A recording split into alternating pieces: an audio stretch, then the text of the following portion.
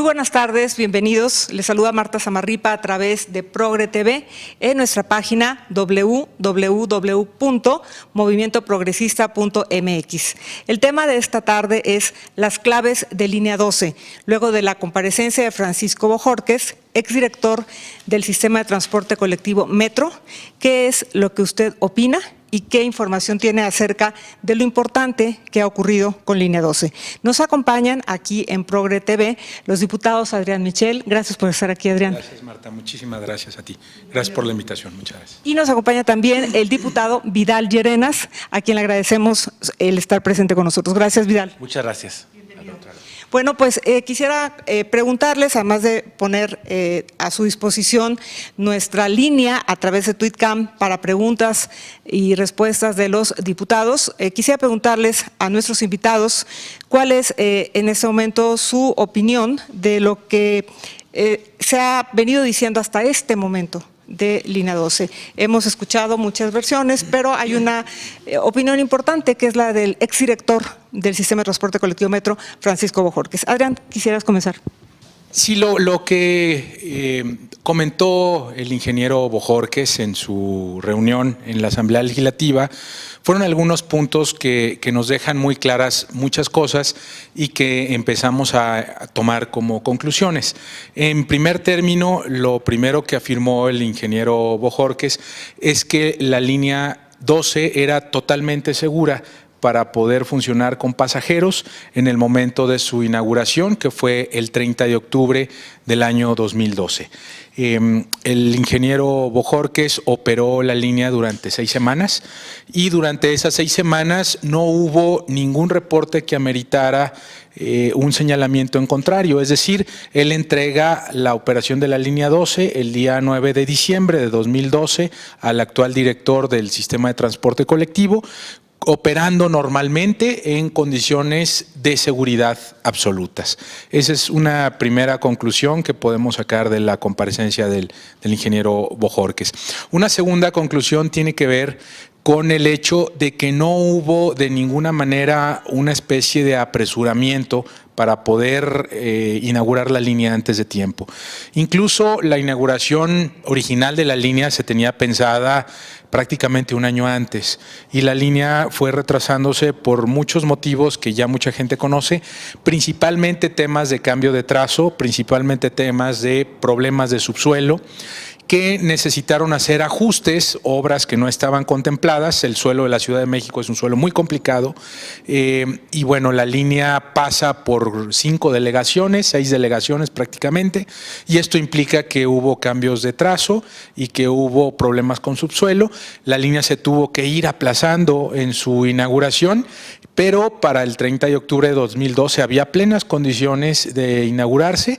Él dijo que no recibió ningún tipo de presión para que la línea se inaugurara en esa fecha y en ese sentido la línea estaba en tiempo y forma para operar. Que había detalles, sí, claro que había detalles, pero estos detalles de ninguna manera podrían en peligro a los usuarios que usaban la línea 12 del metro. Y digamos, faltantes menores. Faltantes menores que de ninguna manera ponen en riesgo la seguridad de los usuarios. La calidad de los materiales, pues ahí yo estaba también observando que se ha difundido mucho, yo creo que ahí se hagan los análisis, o se revisen de los análisis metalográficos, de la compatibilidad con las normas ferroviarias, ¿no?, de las que hablábamos, en peso del riel, en la calidad de las ruedas de acero del tren, etcétera. O sea, por ahí, he estado observando que los expertos también lo han estado diciendo, y yo también pues sugiero que eso también se lleve a cabo, y de tal manera que lo que haya que ir cambiando, pues hay que ir cambiando, ¿no? Y bueno, lo de que en cuánto tiempo una línea, si no se le da mantenimiento, llega a tener problemas, pues eso también varía mucho de la frecuencia de uso de la vía. Entonces, pues yo creo que si algo no le doy mantenimiento, pues obviamente que todos sabemos que si no le damos mantenimiento a nuestro carro, pues en los tiempos que las mismas normas del aceite, por ejemplo, determinan, ¿no?, que hay que cambiarlo cada 6 meses o cada 10,000 kilómetros o cosas de esas, pues son problemas que llegan a suceder, ¿no? O a veces si le cambio el aceite, un aceite por otro aceite que no era el que tenía que ser, también a veces uno piensa que el proveedor o fabricante te dice, cámbialo cada 6 meses y cámbialo por un multigrado, por ejemplo, o por un sintético, qué sé yo.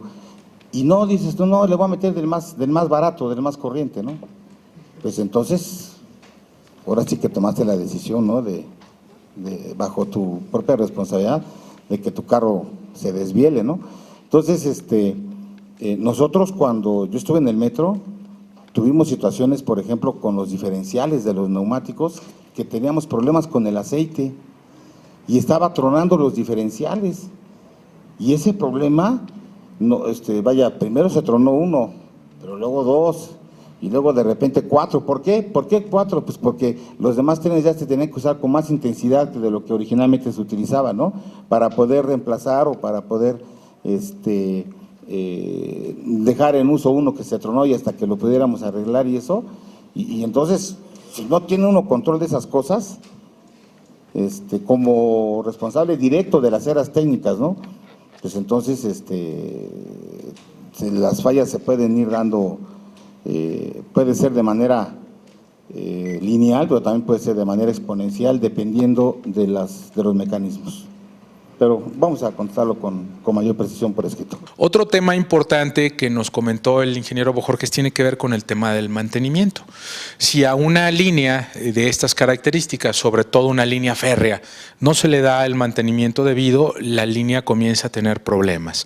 Entonces, ahí hay una de las claves importantes, que es conocer a ciencia cierta el tipo de mantenimiento que se le dio a la línea 12 del metro, porque el mantenimiento estaba a cargo del consorcio que construyó la línea durante un año después de su inauguración. Como sabe nuestro auditorio, el consorcio integrado por 3 empresas. Así es, por ICA, Carso y Alstom. De acuerdo al contrato de construcción de la línea, ellos están obligados o estaban obligados a darle mantenimiento durante un año posterior, y lo que nosotros hemos encontrado en los medios de comunicación y en la guerra de los desplegados es que el consorcio dice que no se le permitió el mantenimiento a la línea, que no se le dejó entrar a darle mantenimiento a la línea, y por otro lado la dirección del metro dice que sí se le permitió. Entonces, bueno, nosotros en la Asamblea Legislativa necesitamos tener todos los elementos para saber quién de los dos miente, porque las versiones están totalmente encontradas. Eso sería un primer balance de lo que escuchamos en la comparecencia del ingeniero Francisco Bojorquez, exdirector del Metro de la Ciudad de México. Gracias, Adrián. Y bueno, pues quisiera preguntarle ahora al diputado Vidal de Arenas sobre su propio balance después de esta comparecencia crucial para la información que se tenga que obtener en torno a línea 12. Sí, yo haría algunos puntos que se menciona. Uno, parece que siempre hubo claridad con el tipo de tren y hubo siempre elementos técnicos que lo establecieron, ¿no? El tema del tren férreo es una tendencia, ¿no? En realidad es un tren que gasta mucho menos en mantenimiento que un tren neumático, ¿no? Por lo tanto, la mejor práctica es un tren férreo, ¿no? Y que pues entonces se requiere que haya una compañía que certifique la supuesta falta de compatibilidad del tren con la vía, porque es algo que no ha sido certificado, digamos, ¿no? Entonces no hay una autoridad internacional que lo haya dicho, digamos, ¿no? Entonces aparentemente pues esto puede tener compatibilidad y no queda claro, ¿no? Creo que hay que ser el tren que se adquirió es un tren que se adquirió con las mejores normas internacionales, que con una empresa de clase mundial, y que podía tener el tren en más rápido y en mejores condiciones y en mejor precio que otras compañías, ¿no? Y entonces en ese sentido pues se toma la mejor decisión para la ciudad, ¿no? Entonces, a partir del 30 de octubre inicia la operación, y además Proyecto Metro mandó a elaborar un dictamen por unas empresas internacionales, una certificación que estuvieron trabajando ellos, obviamente también por su lado, cada quien ahí por su lado, y además sé que interactuaban entre ellos mismos con los proveedores, y entonces existe, parece ahí se ha mencionado, que es claro, existe esa certificación, pero para nosotros, además de esa certificación, las pruebas fueron importantísimas, porque con eso inclusive fuimos solicitando a Proyecto Metro los ajustes necesarios para la operación. Luego, cuando yo llego al día de mi cambio de administración, a esa fecha, la línea seguía operando, y bueno, se dio el cambio y la línea estaba operando, ¿no? Con algunas eventualidades que pasan en todas las líneas del metro, a veces que se va la energía eléctrica, pero todo esto, esas eventualidades que pudieron haber sucedido en los 35, 40 días que todavía estuve al frente y que me tocó operar la línea 12, no ponían en riesgo la marcha. Estuvo operando, los técnicos de vías estuvieron pendientes, tuvimos algún acuerdo por ahí en donde el consorcio estaba obligado por contrato a dar un año de mantenimiento. Entonces, yo salí y la línea 12 quedó en operación. Aquí únicamente lo que nos podría llegar a faltar es los ajustes en automático que el tren pudiera ir dando de acuerdo a las condiciones de lluvia, etcétera, que se pueden seguir desarrollando con los investigadores, pero es un asunto que puede seguirse desarrollando porque son tecnologías evolutivas. Entonces, sí se entregó a tiempo todos los datos técnicos, el hecho está, la línea operó, transportó no sé cuántos millones de usuarios, está operando otra parte de la línea, entonces ahí creo que ahí está, ¿no? No se dio mantenimiento a la línea en 14 meses. Bueno, cuando yo salí, pues prácticamente me separé de mi función pública. Hubo 15 días ahí pues, para la entrega-recepción, los órganos de control interno participaron, yo estuve fuera por completo. Vaya, yo estoy dispuesto a colaborar, pero no puedo dar una opinión, o sea, me es muy difícil, ¿no? Poder decir que sí o que no, porque no estuve pendiente si se dio mantenimiento o no se dio mantenimiento. Habrá que ver, de acuerdo a las bitácoras de trabajo, a la documental que exista, lo que está sucediendo, ¿no? Pero existió un convenio para el mantenimiento, sí, con CAF, sí, o sea, no puedo negarlo, quedamos que los trabajadores de material rodante también participaran en el mantenimiento de los trenes. Entonces, esa fiabilidad, para poder mantenerla, en 15 años, CAF va a tener que hacer inversiones en tecnología, actualizar los trenes, etcétera, porque la misma fiabilidad debe de tener el primer día del tren que el último día de 15 años. Y si no, hay penalizaciones que se establecen claramente en el contrato. Yo les podría sugerir a ustedes que contraten a una empresa internacional que certifique compatibilidad, así como la han llamado. En el mundo hay como 5 certificadoras de estas de clase mundial. En Francia hay una, en Inglaterra, en Londres hay otra, en España hay 2. Y entonces contraten, así como se han estado contratando expertos para dar certificaciones y eso, y que esas empresas digan, ¿verdad?, si hay esa compatibilidad. Y yo veo la compatibilidad en esos dos puntos, ¿no? Compatibilidad metalúrgica y compatibilidad geométrica. Pero los trenes son absolutamente compatibles. Rescataría también la idea de que además de las certificaciones que hubo distintas pruebas de uso de la línea por varias semanas, por varios meses, ¿no? Lo que daba a él, que era director del metro, pues la seguridad de que era un tren que podía funcionar, una línea que funcionaba con toda seguridad y que habría que decir que sigue funcionando. Los trenes siguen funcionando en la línea, ¿no? Y creo que es algo que es importante tomar en cuenta y sobre todo tomar en cuenta para lo que más nos interesa, que es que lo más pronto posible la línea esté dando el mejor servicio a la ciudadanía, que eso es lo más importante. La mitad de la Ajá. línea sigue Sí, parada. sí, entonces creo que es algo que es muy importante. Las expectativas, él lo señala, de uso de demanda de la línea es superiores a las que se pudieron haber pronosticado. Es una línea que tiene pues muchas, es un éxito en cuanto al diseño, en el sentido de a dónde llega y a dónde va, ¿no? El famoso ingreso-destino. Y pues lo más importante es encontrar cuál es la manera más rápida de hacerlo, en donde queda claro que en el momento que se comenzó a operar, cuando Borges era director del metro, pues se operó en las condiciones de mayor seguridad.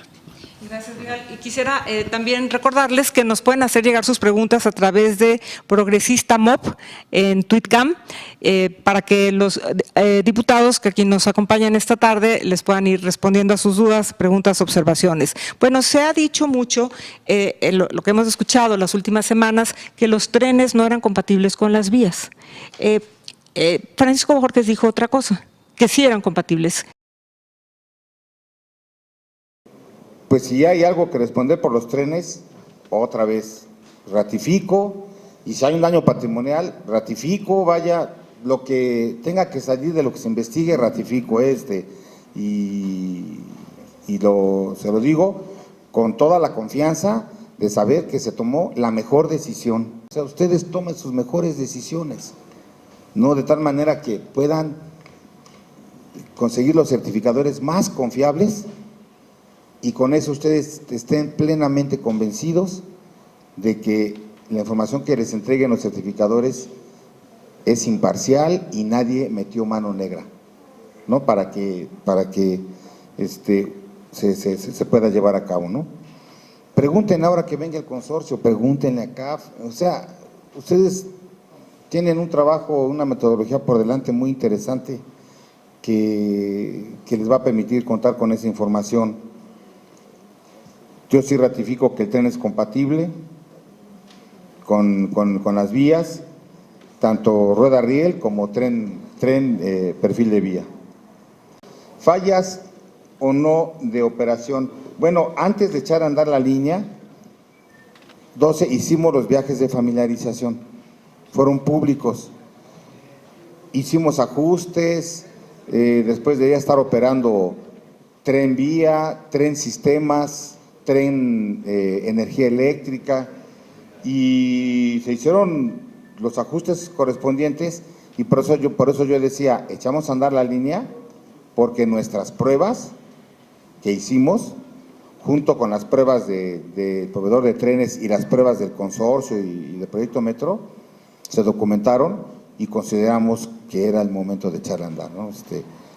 No había riesgo, pues. Entonces, antes de eso, pues sí, porque los sistemas se van poniendo a punto y de repente, pues sí, hay que hacer alguna nueva calibración, una nueva configuración, etcétera, hasta que los sistemas se ponen a punto y están listos para empezar a operar. ¿Quisieras comentarnos sobre esto, Adrián? Sí, claro, y no solo Francisco Bojorquez lo dijo, también lo dijo el actual director del sistema de transporte colectivo, el ingeniero Joel Ortega.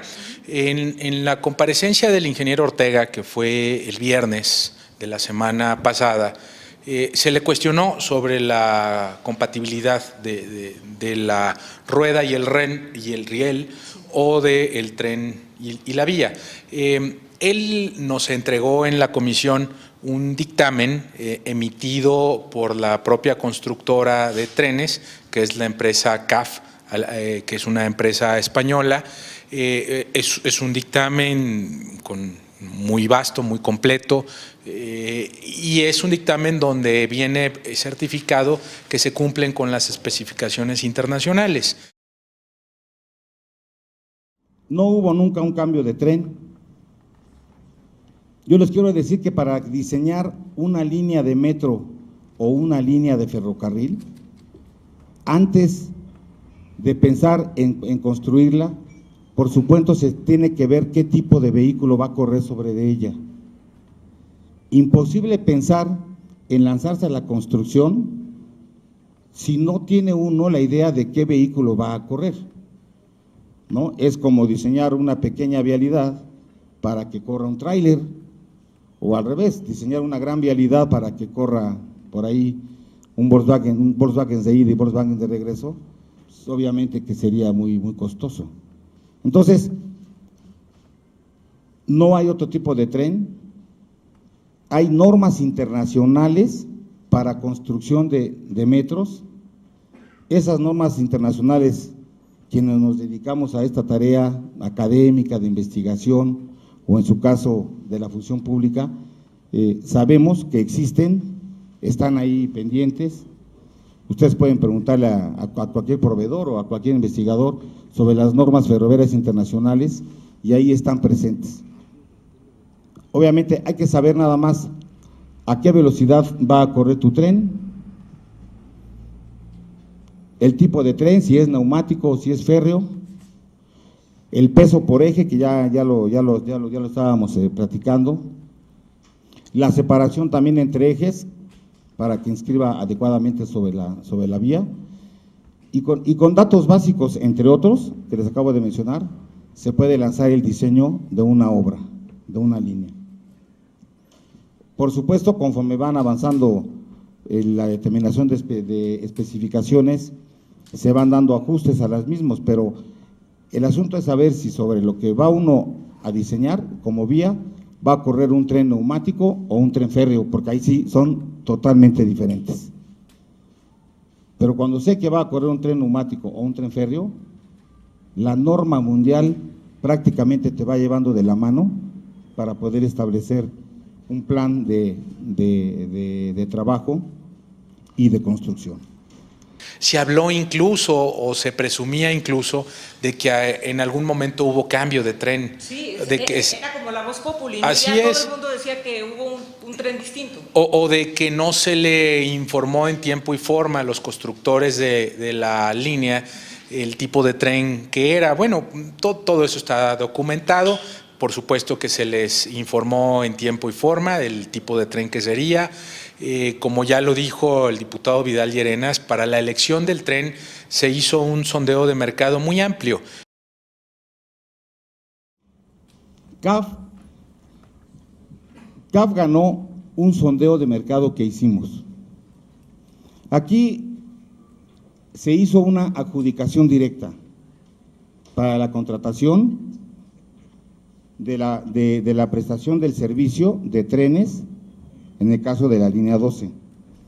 La ley establece claramente que puede haber adjudicación directa o que puede haber licitación pública. Lo que se hizo previamente fue un sondeo de mercado que también lo establece la propia ley. Cuando vas a hacer una adquisición de trenes y el mercado mundial de proveedores es muy pequeño, entonces pues, vale la pena no perder tiempo, invitarlos a que hagan sus propuestas, luego formalmente evaluarlos. Ellos saben de lo que se está hablando. Ningún proveedor de trenes en el mundo puede decir que no sabe, que no supo, que no se le informó. Y entonces participan en el proceso. Y yo les quisiera decir que entre las propuestas de CAF y Bombardier estuvieron prácticamente juntas. Pesitos más, pesitos menos, ni siquiera dólares, vaya, o euros, pesos más, pesos menos, la propuesta fue casi la misma, pero el problema técnico es que Bombardier ofrecía un mayor tiempo de entrega de los trenes. No me acuerdo cuántos meses, creo que el primer tren lo entregarían a los 22 o 30 meses, no me acuerdo, y CAF decía, bueno, yo los entrego entre 11 y 12 meses o algo así. Entonces, bueno, pues se va uno por cuestiones de tiempo, de oportunidad, etcétera, pero prácticamente los dos proveedores de trenes quedaron casi empatados, ¿no? Y entonces la decisión, si mal no recuerdo, pero esto también se los voy a documentar por escrito, la decisión fue por tiempo de entrega. Alstom también participó y participaron otras empresas más que sus propuestas pues no se adaptaron a lo que se andaba buscando, ¿no? Fueron 6, estuvieron hasta los chinos, Norinco, que se ha estado diciendo que los chinos, digo, me preocupa a veces que haya información tan imprecisa, pero se ha dicho también, pues, sí, cierto, participaron los chinos, participaron los asiáticos, participaron los italianos con Ansaldo Breda. Ansaldo Breda finalmente se disculpó. Esta información, ya tengo casi 460 días fuera de esto, pero esta información está ahí, en el metro, ahí están los archivos que documentan todo este proceso y que ustedes pueden tener acceso a esa información, ¿no? Nos explicaba el ingeniero Bojorquez que hay únicamente 7 empresas en el mundo que construyen carros para metro, y de esas 7 empresas, a las 7 se les invitó a participar. De las 7 empresas presentaron sus estudios, 6 de ellas, y los estudios eran, primero, el tema técnico. De acuerdo a las especificaciones técnicas que se requerían, tenían que cumplir alrededor de 210 especificaciones técnicas. Después era el tema económico como una segunda variable, y por último el tema de la oportunidad. ¿Quién lo entrega más rápido? ¿Quién lo entrega más rápido? Las 3 tienen importancia. La importancia es primero la técnica, segundo la económica y tercera la de oportunidad. Tengo entendido, porque he tenido oportunidad de revisar los estudios de mercado que se realizaron, que la empresa que cumplió en mejor medida con las especificaciones técnicas fue CAF. CAF cumplió con 208 de 210 especificaciones técnicas, es decir, prácticamente casi el 100% de las especificaciones técnicas. La segunda empresa que cumplió fue Bombardier. Bombardier, tengo entendido que cumplió alrededor de 200. Hay una ligera ventaja en el tren de CAF en ese sentido. La segunda variable era la variable económica, la variable del costo. Estuvieron muy parejos CAF y Bombardier en su propuesta económica. Entiendo que la propuesta de Bombardier era un poco más económica que la de CAF, pero considerando que la variable técnica era mejor para los trenes que se adquirieron, que son los de CAF, y la tercera, que fue donde el empate técnico se rompió, fue la variable de oportunidad, porque los trenes de Bombardier tardaban prácticamente 10 o 11 meses u 11 meses después. Entonces no se podía, muy considerable, no se podía tener una línea parada durante prácticamente 10 u 11 meses por la falta de trenes, cuando prácticamente eran mejores trenes desde el aspecto técnico, los trenes que al final se surtieron, que son los de CAF. Es importante señalar algo. La empresa Bombardier, después de este sondeo de mercado que está previsto en la ley de adquisiciones de manera muy clara, no se violentó nada, la empresa solicitó un amparo, solicitó que pudiera suspenderse el procedimiento. Esto hizo que se detuviera durante algún momento el proceso. Se acudió a los tribunales. En una primera instancia se le dio la razón al sistema de transporte colectivo, es decir, los órganos jurisdiccionales dijeron que el sistema de transporte colectivo Metro tenía la razón, pero Bombardier acudió a una segunda instancia. La segunda instancia ratifica de nuevo la decisión, y en ese sentido queda firme la decisión de que el procedimiento administrativo para que la empresa CAF entregara los trenes fue el correcto. Entonces no se puede cuestionar en este sentido. Aspecto técnico fue mejor para CAF, aspecto económico fueron propuestas muy parejas, el aspecto de oportunidad ampliamente podría cumplir CAF con 11 meses de diferencia, y aún así la justicia mexicana, los tribunales mexicanos determinaron que el procedimiento se apegó a la norma que está contemplada en la ley de adquisiciones. Gracias. Bueno, pues quisiera recordarles, y si nuestros compañeros tienen ya algunas de las preguntas y nos las pueden ir pasando, para que ellos puedan responder a través de… Sí, adelante, Vidal. Vamos primero con lo que nos quiere decir Vidal. Yo creo que esto es un tema en donde no hay, a diferencia de muchos otros temas que hay en la vida pública nacional, lo que se está mostrando es toda la evidencia, toda la información, los funcionarios públicos están mostrando todo lo que hay y entonces hay perfecta transparencia y rendición de cuentas, ¿no? Son pruebas, ¿no? Hay pruebas, hay explicaciones, y esto sí contrasta pues muchas más cosas que estamos viendo en México que francamente no hay quien esté dando la cara, quien esté diciendo qué sucede, cómo y dando las especificaciones. Esto aquí hay datos específicos al grado, yo diría, del absurdo, ¿no? O sea, estamos dando realmente todo tipo de información que tiene que ver con el tema, ¿no? Entonces la ciudadanía se debe sentir tranquila en el sentido de que es un proceso en el que toda información que se tiene se está haciendo pública y se está contrastando. Claro. Ahora quería preguntarte, Vidal, varios de los asambleístas de tus compañeros le hicieron preguntas a Francisco Bojorquez y entre una de las tantas preguntas que se le hizo en esta larga comparecencia fue de a quién le correspondía asegurar la compatibilidad entre vías y trenes, si esto era responsabilidad del sistema de transporte colectivo Metro o si esto era responsabilidad del consorcio.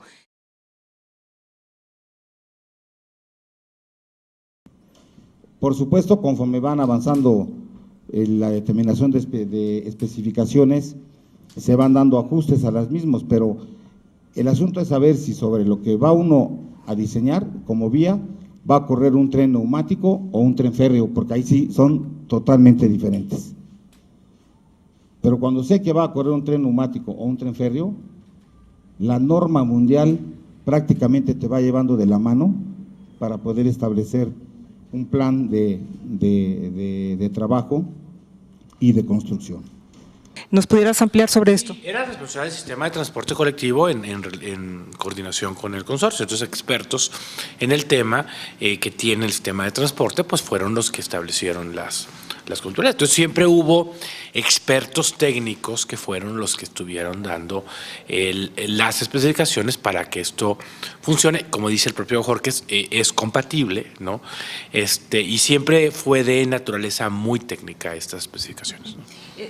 Volviendo otra vez al tema técnico, explicaba Francisco Bojorquez que acerca de la ondulación de vías. ¿Esto qué significa? Escuchamos términos que no nos son, digamos, cotidianos, a quienes no somos ingenieros ni especialistas en metro. Miren, este problema no es nuevo.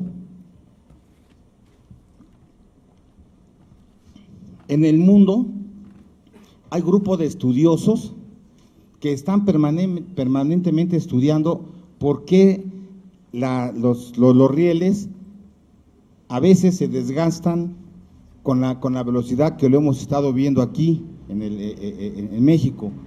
Y esa situación debe de ser analizada y corregida, pues para que no haya los problemas de falta de confort, o en un momento dado que se había estado diciendo que se descarrile y que ya aclaró Alstom. ¿Quisieras tú explicarnos un poco, Adrián? Sí, claro. El tema del ondulamiento de vías es un desgaste que se da sobre el riel producto del uso intensivo que tiene una vía, que tiene una vía en ese sentido. Nos explicaban que en línea 12 aproximadamente el tren pasa 630 veces sobre la vía diariamente. Eso es un día de operación normal del tren. Esto va causando un desgaste en las vías y el desgaste se va dando de manera natural. Esto es algo que pasa en todos los metros del mundo. Nos explicaban que, por ejemplo, el metro de Bruselas tiene un problema también de desgaste ondulatorio que en 10 años no lograron resolver, que estaban trabajando para resolverlo, pero que a final de cuentas, en el caso de Bruselas, no hubo necesidad de que parara la operación de la línea. Se trabajó con mantenimiento, se le hizo el mantenimiento que pudieron proponer los técnicos, y en ese caso es el trabajo que se dio en el metro de Bruselas. Nos presentaba también el ingeniero Bojorquez lo que sucedió en el metro de Medellín. En el metro de Medellín se puso en servicio la línea y 15 días después fue necesario parar por el desgaste ondulatorio. 15 días después fue lo único que pudo funcionar. Bueno, ¿cuáles son las causas del desgaste ondulatorio? En la gran mayoría de los casos tiene que ver con un mantenimiento correctivo y preventivo.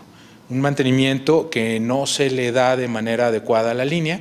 ¿Esto pasó aquí en el caso del Metro de la Ciudad de México de línea 12? Es probable que así sea. Es probable que así sea. Es parte de las investigaciones, es el tema de mantenimiento. ¿Y por qué digo que es probable que así sea? Pues porque están los dichos del consorcio que dice que no se le permitió el ingreso a darle el mantenimiento, y por otro lado está la versión de la dirección del metro que dice que sí se le permitió el mantenimiento.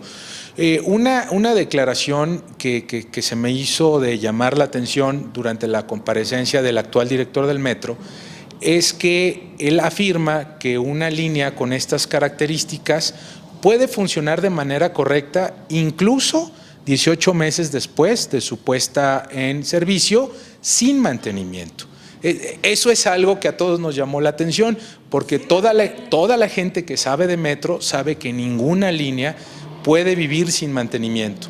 Menos 18 meses o menos 4 o 5 meses, el mantenimiento se le da a las vías y a las instalaciones cada noche. Es algo que se tiene que hacer de manera preventiva y de manera correctiva, más aún cuando ya se está presentando el desgaste ondulatorio y no hay acciones reales y eficientes para detener el desgaste ondulatorio. Hay un tema importante a resaltar. La empresa que sirvió de certificadora, o una de las empresas que forma parte del consorcio, que sirvieron para certificar que la línea podría ponerse en operación de manera segura, se le solicitó un dictamen un año después sobre el estado de las vías. La calidad de los materiales, pues ahí yo estaba también observando que se ha difundido mucho. Yo creo que ahí se hagan los análisis, o se revisen de los análisis metalográficos de la compatibilidad con las normas ferroviarias, ¿no?, de las que hablábamos, en peso del riel, en la calidad de las ruedas de acero del tren, etcétera. O sea, por ahí he estado observando que los expertos también lo han estado diciendo, y yo también pues sugiero que eso también se lleve a cabo, y de tal manera que lo que haya que ir cambiando, pues hay que ir cambiando, ¿no?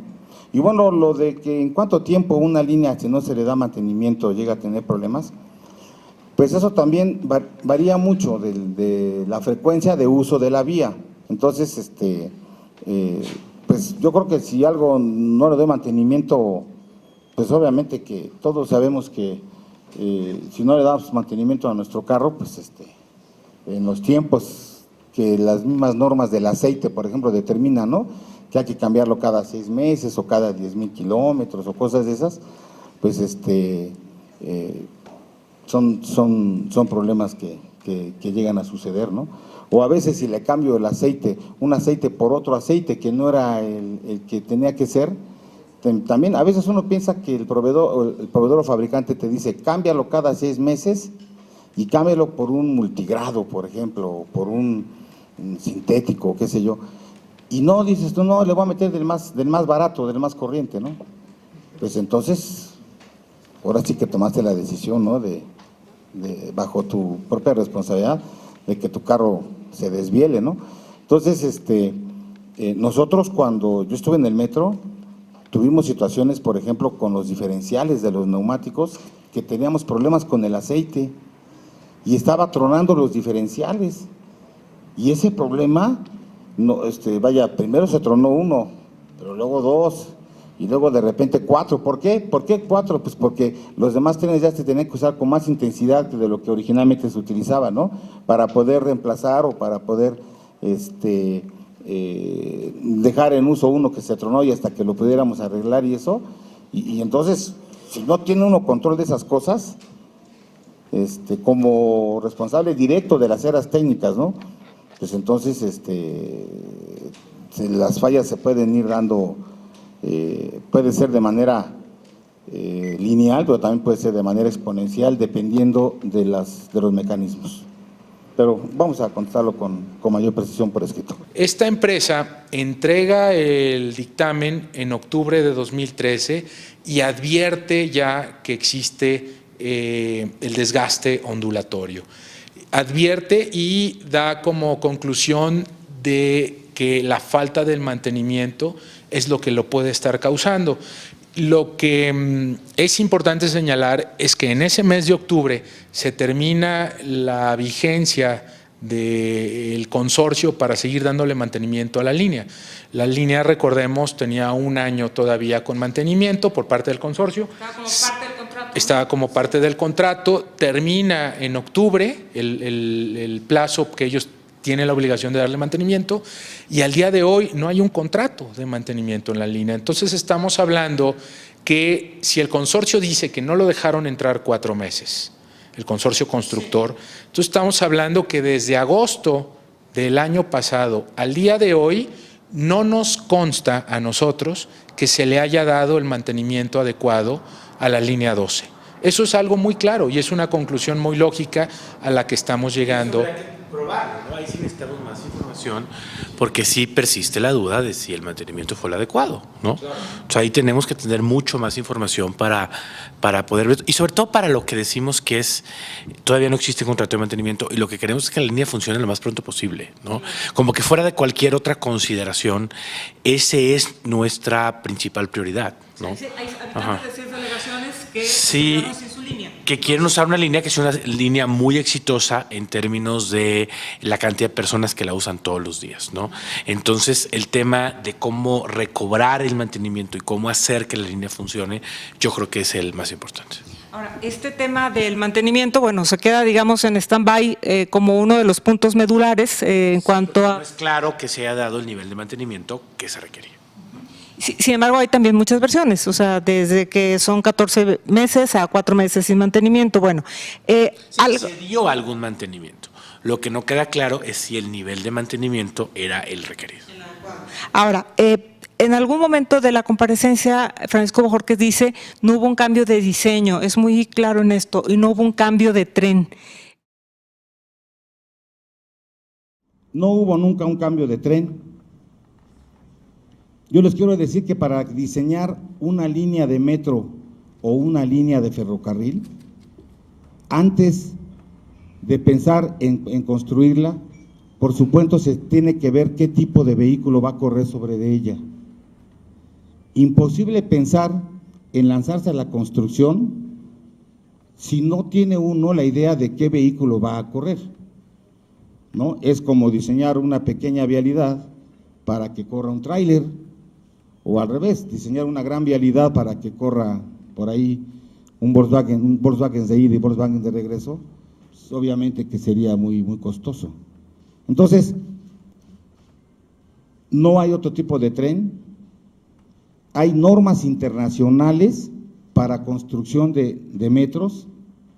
Esas normas internacionales, quienes nos dedicamos a esta tarea académica de investigación, o en su caso de la función pública, sabemos que existen, están ahí pendientes. Ustedes pueden preguntarle a cualquier proveedor o a cualquier investigador sobre las normas ferroviarias internacionales y ahí están presentes. Obviamente hay que saber nada más a qué velocidad va a correr tu tren, el tipo de tren, si es neumático o si es férreo, el peso por eje, que ya lo estábamos platicando, la separación también entre ejes, para que inscriba adecuadamente sobre la vía, y con datos básicos, entre otros, que les acabo de mencionar, se puede lanzar el diseño de una obra, de una línea. Por supuesto, conforme van avanzando la determinación de especificaciones, se van dando ajustes a las mismas, pero el asunto es saber si sobre lo que va uno a diseñar como vía va a correr un tren neumático o un tren férreo, porque ahí sí son totalmente diferentes. Pero cuando sé que va a correr un tren neumático o un tren férreo, la norma mundial prácticamente te va llevando de la mano para poder establecer un plan de trabajo y de construcción. ¿Qué importancia tiene este punto? Porque también hemos escuchado que hubo este cambio de tren y que hubo un cambio de diseño, y él dice, bueno, es que hay un trazo, hay un plan previamente hecho y tienes que saber qué vas a poner sobre la vía, ¿no? Sí, es un poco como, yo diría, como un chisme de que han surgido como columnas y ese tipo de cuestiones, ¿no?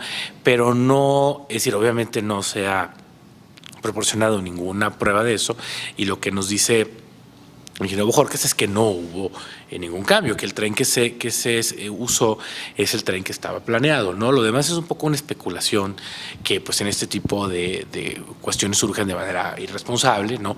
Pero que lo que queda claro es que el tren que se utiliza es el tren que fue pedido por expertos del sistema de transporte colectivo. Quisiera preguntarte, Vidal, en tu opinión, ¿esto es un tema político? ¿Se convirtió en un asunto de tipo político? Pues es un tema que está en las columnas políticas, eso no queda ninguna duda, y en ese sentido tiene un componente político. Creo que lo más importante hoy es conocer toda la información, que es algo que la Asamblea lo está haciendo. Insisto, lo está haciendo como nunca, es decir, no hay proyecto, no hay otro tipo de antecedente de que en un tema como esto todas las personas involucradas acudan, se dé toda la información, exista completa transparencia del caso. Esto nos va a permitir conocer exactamente qué está pasando e insisto, sobre todo lo que nos va a permitir es colaborar a que haya un camino para que en el muy corto plazo la línea esté funcionando completamente. Ahora, hablando de estos trenes, otra de las preguntas que hemos escuchado con frecuencia era lo que tú mencionabas hace rato, si trenes neumáticos o si trenes férreos. Nos están llegando algunas preguntas antes de pasar a la siguiente. Bueno, nos dicen, ¿por qué se dijo lo de la compatibilidad? Es la primera pregunta. Si se puede penalizar la decisión de que se haya hecho sin análisis técnicos previos. Supongo que se referirán a lo de parar la línea. No, son preguntas muy breves.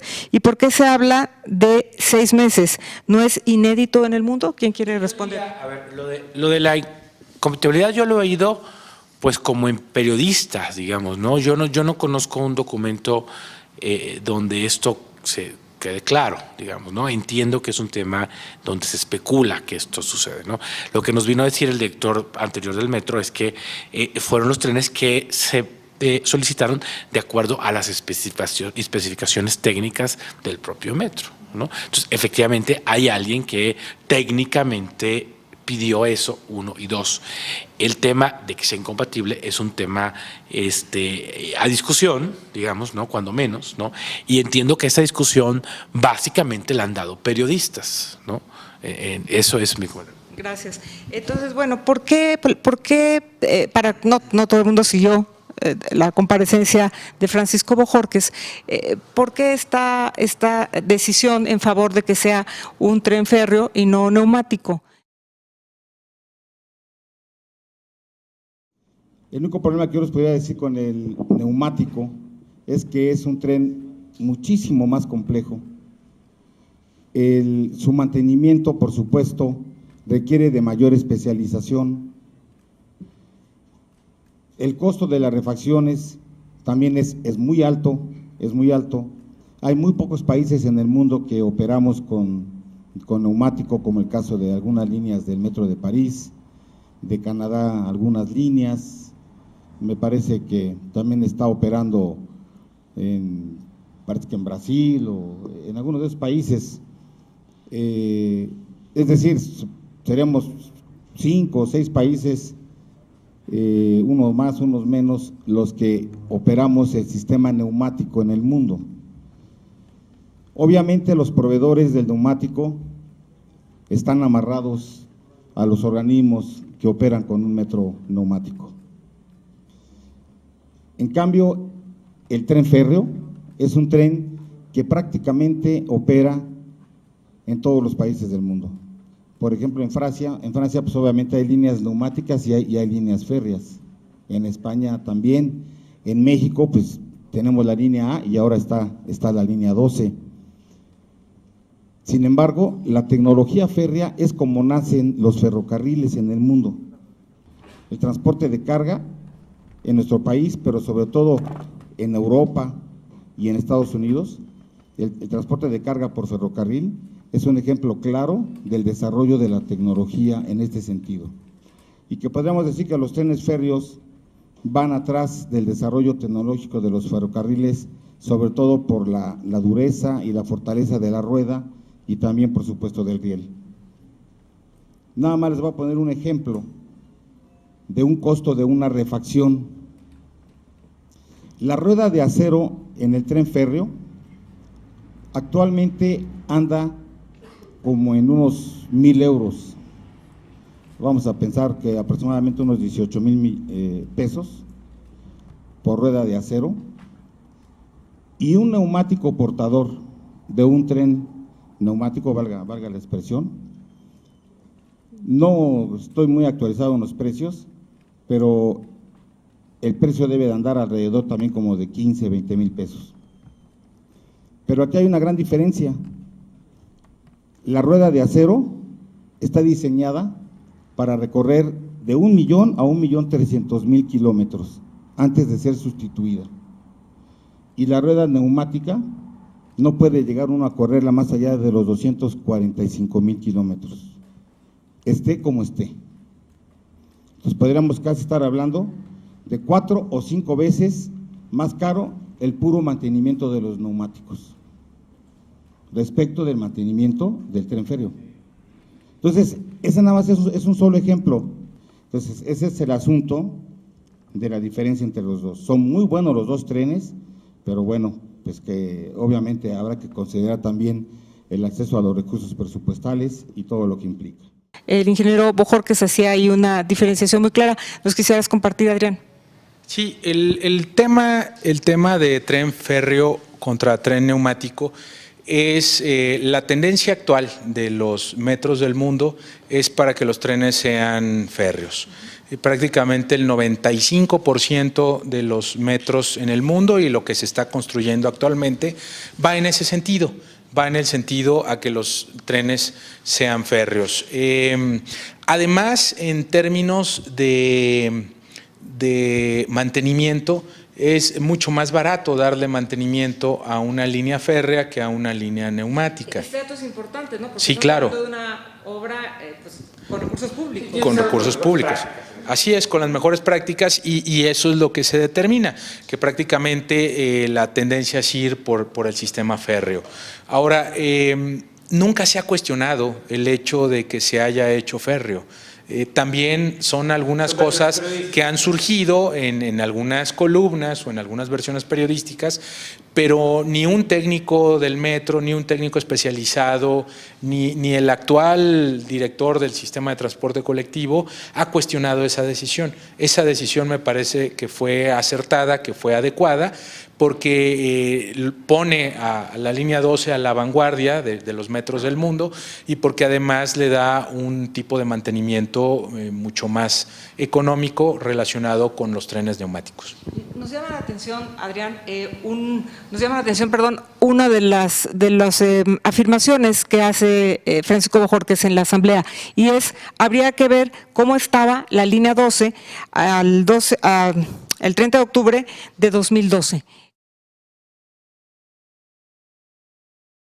No estoy enterado de cómo estaban las condiciones, no conozco ni siquiera, se ha estado hablando de desgastes ondulatorios, por eso yo les trajo un ejemplo técnico, se habla de muchas cosas, yo no conozco a detalle qué está pasando. Para yo darles una opinión a detalle, pues tendríamos que establecer una metodología de trabajo, ¿no? Porque pues si no vaya ahorita una opinión a ojo de pájaro, habría que ver cómo estaba la línea al 30 de octubre, cuando yo salí del metro, y luego a partir de ahí cómo se avanzó.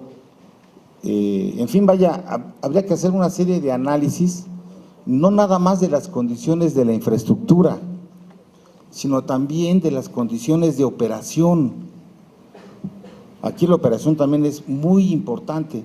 Si un tren avanza en pilotaje automático, está el algoritmo preparado por nosotros mismos, por los técnicos, para que el avance tenga ciertas condiciones de esfuerzos dinámicos, laterales y longitudinales sobre la vía. Si tú vas avanzando en pilotaje automático, el tren, sabes que lo programaste para que vaya con una aceleración y una desaceleración de diseño. Si lo avanzas en conducción manual, depende de la capacidad y preparación del conductor. Puede ser que lo avance más rápidamente o lo avance más lentamente, y bajo cualquier situación va a generar mayores o menores esfuerzos. Entonces, también es importante evaluar las condiciones de pilotaje automático, de operación, de horas de servicio, vaya, para poder dar una opinión más especializada, ¿no? Aquí únicamente lo que nos podría llegar a faltar es los ajustes en automático que el tren pudiera ir dando de acuerdo a las condiciones de lluvia, etcétera, que se pueden seguir desarrollando con los investigadores, pero es un asunto que puede seguirse desarrollando porque son tecnologías evolutivas. Entonces, sí se entregó a tiempo todos los datos técnicos, el hecho está, la línea operó, transportó no sé cuántos millones de usuarios, está operando otra parte de la línea, entonces ahí creo que ahí está, ¿no? No se dio mantenimiento a la línea en 14 meses, habrá que ver de acuerdo a las bitácoras de trabajo, a la documental que exista, lo que está sucediendo, ¿no? Pero existió un convenio para el mantenimiento, sí, con CAF. Sí, o sea, no puedo negarlo, quedamos que los trabajadores de material rodante también participaran en el mantenimiento de los trenes, CAF también le pareció muy bueno porque estaban ahí, pero lo que también nos interesa es que el personal se involucrara en la tecnología del tren, porque el contrato establece que CAF debe de mantener la misma fiabilidad durante los 15 años de vigencia del servicio. Hay una entrega previa, ¿no? Preliminar, se puede decir, y bueno, luego cuando él ya finalmente entrega el 9 de diciembre, la fecha que tú aludías. ¿No se tiene ese dato todavía, esa información de cómo estaba la línea a esa fecha? Sí, lo que se tiene es evidentemente la minuta de entrega en ese momento preliminar, no es una entrega definitiva. Es una minuta de entrega preliminar del 30 de octubre de 2012 y ahí queda claro que no hay ningún asunto que ponga en riesgo la operación del metro, de la línea 12 del metro. Eso está muy claro y ahí está la minuta. También hay una segunda minuta, que esta ya es definitiva, de entrega de la línea 12. Esta segunda minuta se hace entre el proyecto Metro del Distrito Federal y el sistema de transporte colectivo, y es el 8 de julio de 2013. Esa ya es la entrega definitiva. Y ahí se levanta una serie de anexos donde vienen algunas cosas que digamos que son algunas fallas que no ponen en riesgo la operación de la línea. ¿A qué me refiero con fallas? Pues a lo mejor un foco fundido, problemas de acabados, etcétera, y quedan totalmente documentadas las fallas. Ahora, estas cosas faltantes pues están bajo responsabilidad del consorcio poderse reponer o componer en términos del mantenimiento que se le debe dar a la línea del metro. Por lo tanto, en virtud de que está vigente el contrato en este momento, sería responsabilidad del consorcio entregar de manera a entera satisfacción la línea sin una sola falla. Pero reitero, en términos de seguridad y de operación, ni el 30 de octubre de 2012, ni el 8 de julio de 2013, la línea tenía algún esquema que pudiera presentar riesgo alguno en su funcionamiento. ¿Hay alguna percepción entre la gente, si escuchamos lo que se dice en la calle, acerca de, bueno, aquí parece que se están echando la bolita, ¿no?, del consorcio formado por estas tres compañías, Alstom, Carso e ICA, al sistema de transporte colectivo Metro, y del Metro al consorcio? ¿Cómo lo ves? No, yo diría que, bueno, ahorita estamos en un proceso en donde se está dando la información, ¿no?, en donde cada una de las partes está dando la información precisa de lo que está sucediendo, insisto, contaminado por versiones periodísticas que luego no contribuyen al debate, quién sabe de dónde salen, que son, ¿no? Pero en los hechos lo que se está dando es se están proporcionando evidencia, insisto, como nunca en la historia de una obra pública en México, en donde los responsables de hacerla, los responsables de operarla en un primer momento, están dejando claro qué sucedió, con qué criterios se determinaron ciertas decisiones, cómo estaba la obra cuando se puso a operar, por qué se puso a operar, porque había una certificación, porque había pruebas técnicas que lo determinaban, etcétera, ¿no? Insisto, creo que lo que mejor nos puede pasar es trascender estos dimes y diretes y más bien buscar una ruta en donde lo más pronto posible la línea opere completamente, porque al parecer, cuando menos hay alguna parte que dice esa información, eso puede ser posible, ¿no? Y eso es lo que va a beneficiar a mayor número de personas.